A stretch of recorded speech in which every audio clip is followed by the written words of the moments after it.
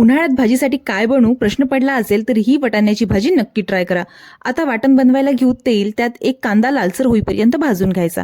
नंतर घालायचं खोबरं, चना डाळ, धणे, 2 लाल मिरच्या आणि 5 ते 6 मेथी दाणे, याला सुद्धा चांगलं भाजून घ्यायचं। आता यात घालू आलं, लसूण, कोथिंबीर आणि जिरं। यात थोडं पाणी घालून चांगलं बारीक करून घ्यायचं। आता फोडणीसाठी घेऊ तेल, त्यात घालायची मोहरी तडतडली की घालायचे खडे मसाले आणि वाटणाला 2 ते 3 मिनिटं चांगलं परतवून घ्यायचं।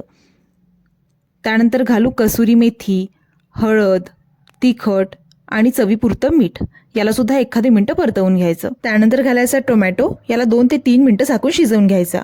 त्यानंतर घालायचे रात्रभर भिजवलेले वाटाणे, तुम्ही कुकरमध्ये सुद्धा याला शिजवून घेऊ शकता। त्यानंतर याला 10 मिनिटं मी शिजवून घेतलेले आहे। त्यानंतर घालायचं गरम पाणी, मी इथे 1.5 ग्लास गरम पाणी घातलेलं आहे। आता याला 15 मिनिटं शिजवून घ्यायचं। जर तुम्ही वाटाणे कुकरमध्ये लावले असेल तर भाजी 10 मिनिटात तयार होईल। 15 मिनिटं झालेले आहे आणि भाजी तयार आहे।